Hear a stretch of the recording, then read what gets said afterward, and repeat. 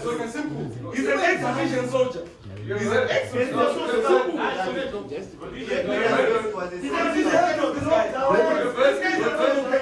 promoted. Very briefly, 22. the national reconciliation must not confine itself 17. only to the present. 16. It must also take into account events that are happening. 18. Yes. This is the, when you look at the TRC in South Africa, you will find that they looked at events from the 1960s, and that is the point I made. 7. Thank you. Thank you. He follows him.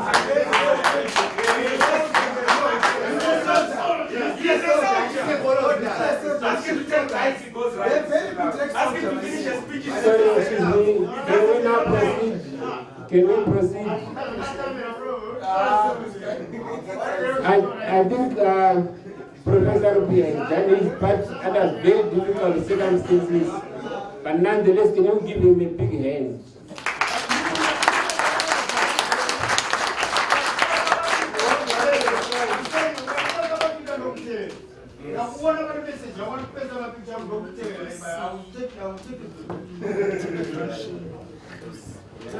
As Sipo has indicated, I think this is some of the things that we have to deal with going forward. That this thing is going to be extremely difficult to deal with.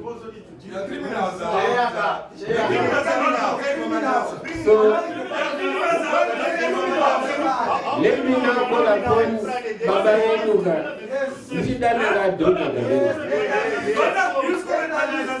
Allow me to call upon Dr. David.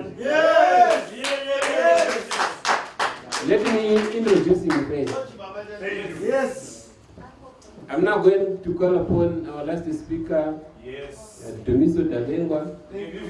I think he does not need any introduction. So let me not waste your time and call upon Dr. Davengwa to speak.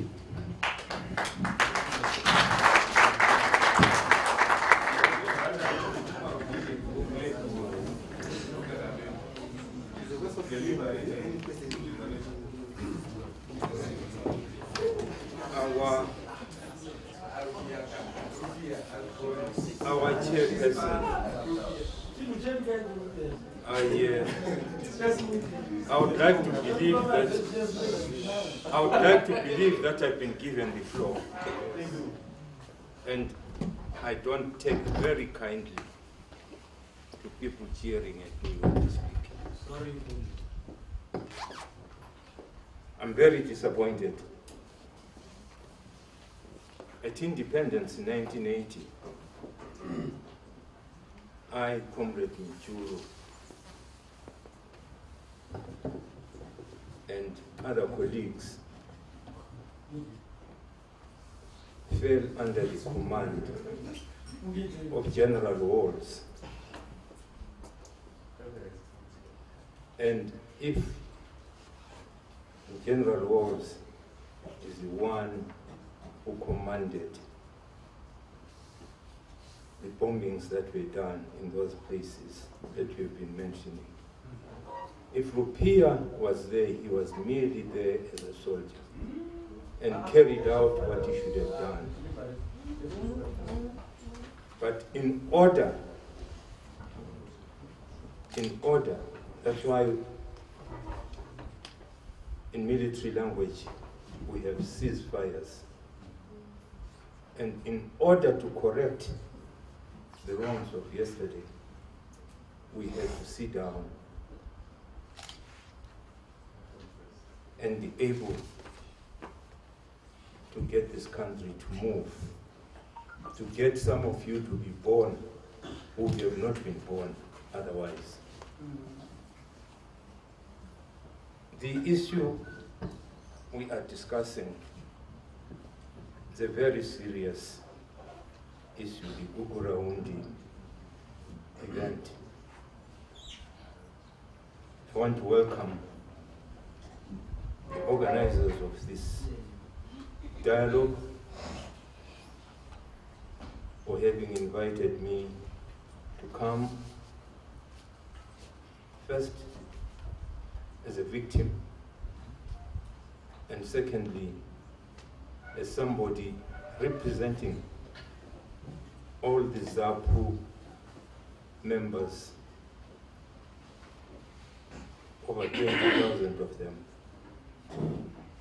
who were killed by the Gukuraundi, not by the Rhodesian forces, but by some of our own Zimbabwean brothers under the 5th Brigade.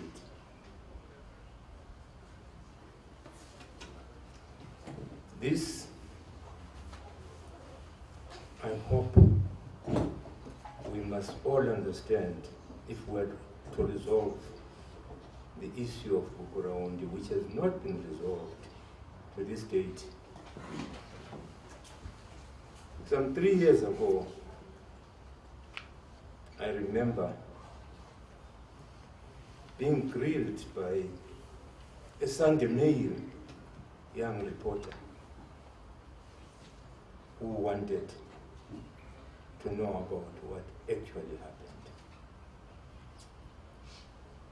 At the end of that interview, this young man was in tears, and he said to me, "But my father, you are going to go and leave us with this unresolved issue, this serious unresolved issue. What do you expect is going to happen to us?"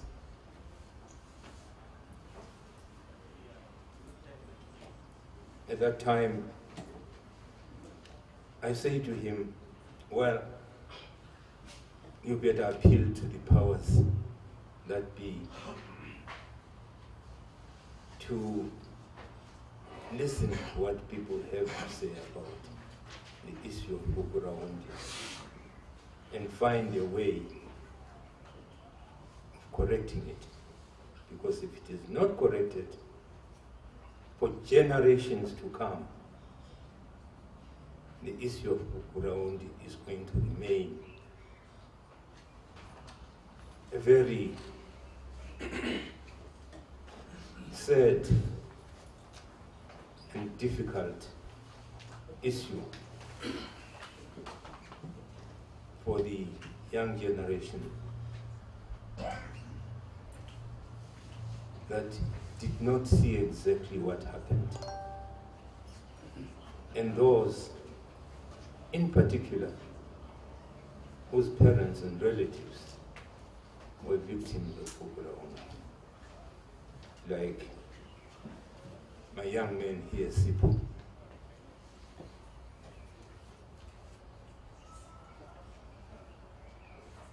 In order to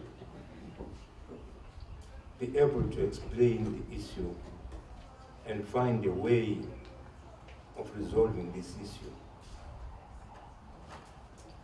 for the benefit of those who were not born or were too young to understand, let me very briefly recap exactly what happened. The Gukuraundi issue was not an accident. It was planned. It was planned very meticulously by those who carried it out. The idea was firstly to destroy ZAPU as an opposition. And in carrying out that, it spilled over even to the innocent people who happen to be Ndebele speaking.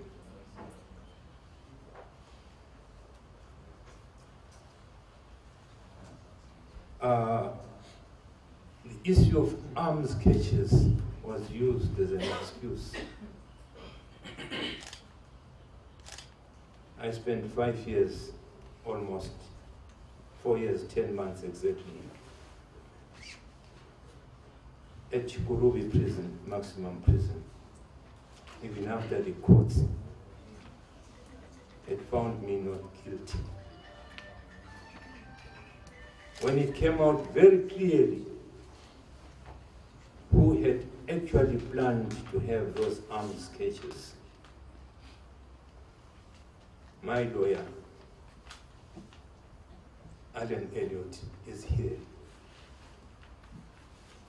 But for those who would want to know more, that case has got its records in court. It's got the judgment that you can go and research on and read, and found it, and you'll be able to find out exactly as to whether we were responsible for catching those arms. It became very clear in court that the Rhodesian CIO, working in cohorts with the South African intelligence, wanted to destabilize this country. And they are the ones who caused the catching of those weapons by buying some Zipra commanders to do so. And this came out, evidence is there, it came out very clearly. And the people who actually did the catching did point out that they were told by those special CIO guys that you catch these weapons, make sure that Masuku and Darengwa don't get to know about it, because those are already bought over by the government. And that evidence is there.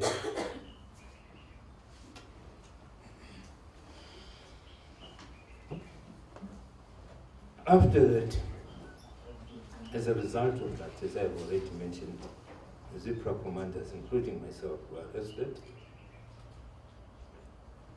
Omo was expelled from the coalition arrangement, and that's Father Zimbabwe. And Omo and other ZAPU ministers that were there in that coalition arrangement were expelled. And Gomo had to leave the country. Read Msipa's book, the late Msipa's book, and he gives an account of that very clearly in his book.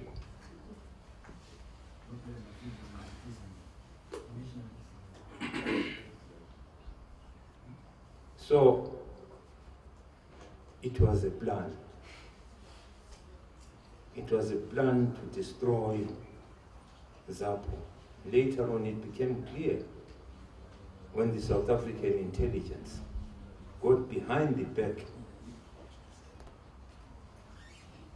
of those in government who they thought they were collaborating with, and created Super ZAPU,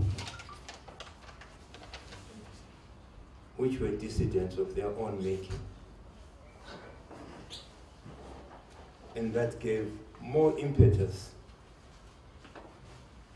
to those who were in command of the Kukurawundi 5th Brigade to cause more massacres of the ZAPU people and the Ndebele people in Matabeleland in the Midlands. That is what happened.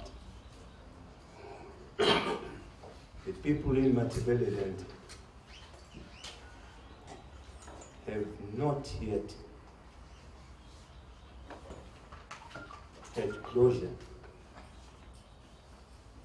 relatives that perished during that period.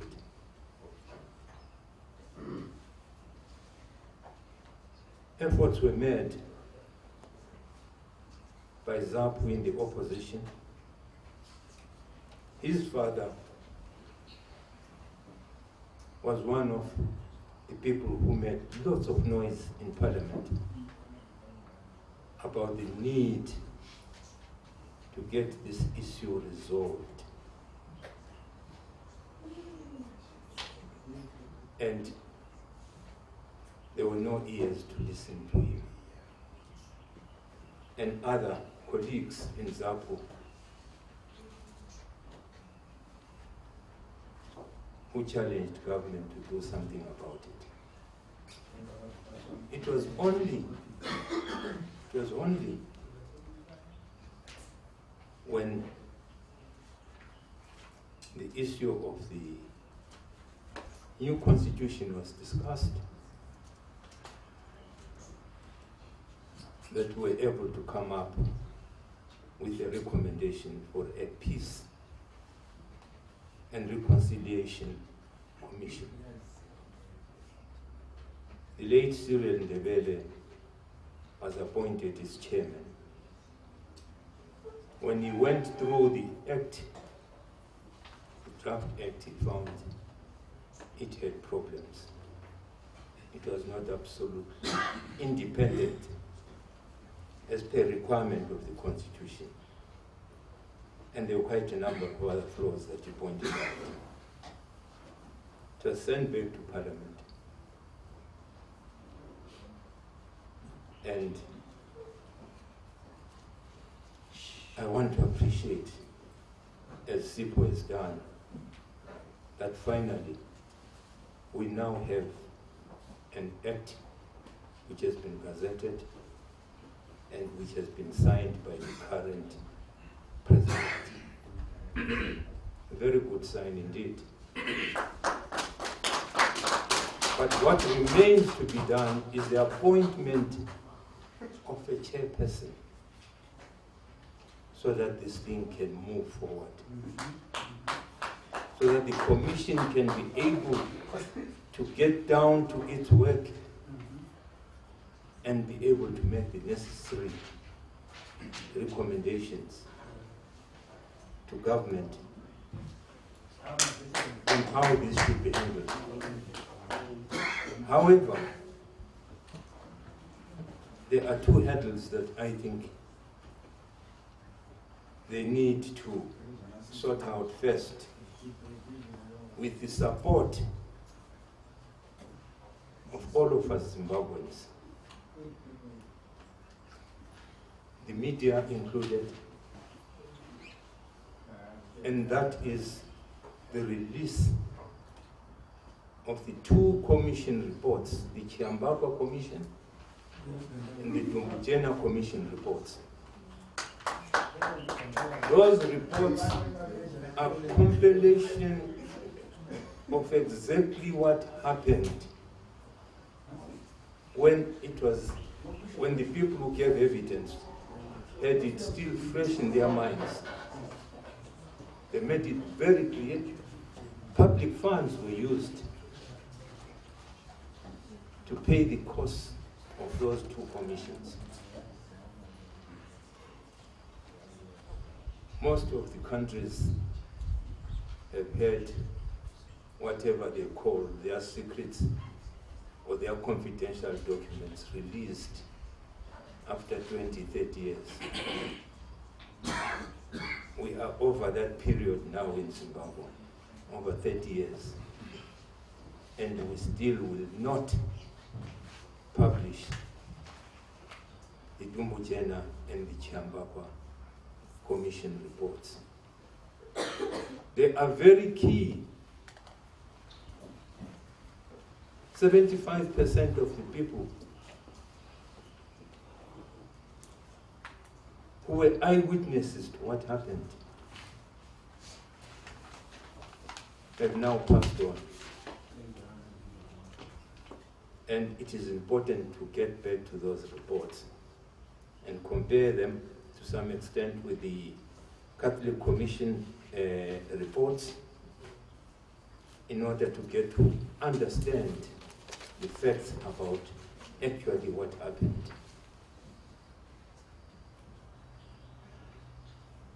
The chairman of the Peace and Reconciliation Commission needs to be appointed with haste.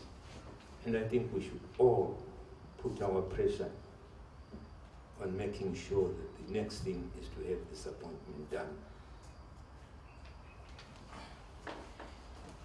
When I got invited to this dialogue, I asked myself the question, what is the dialogue about? There have been a number of issues that have been raised by people who were not even born during Kukura Mondi. And they come out and say things which are completely not true about what they heard from third parties about what happened in Kukura Mondi. I think we need to get the commission to get into this matter, to unveil the truth about Kukura Mondi. The reports, as I've said, have been made, and in my opinion, it was a genocide. And it should be treated as such.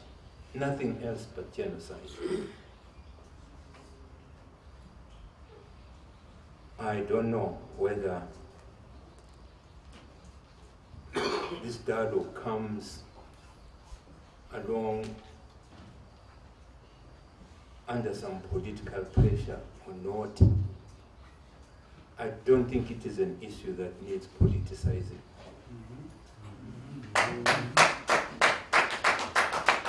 It is an issue that needs to be resolved.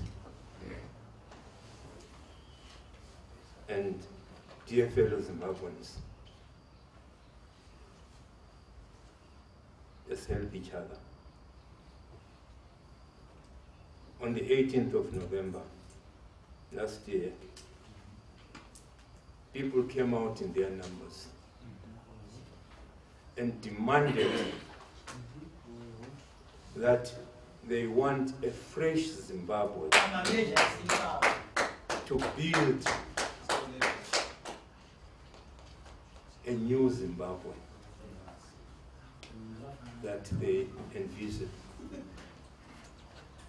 And if we are to do that, Kukura Mondi stands on the way. It is one of the issues that we must resolve quickly. I thank you.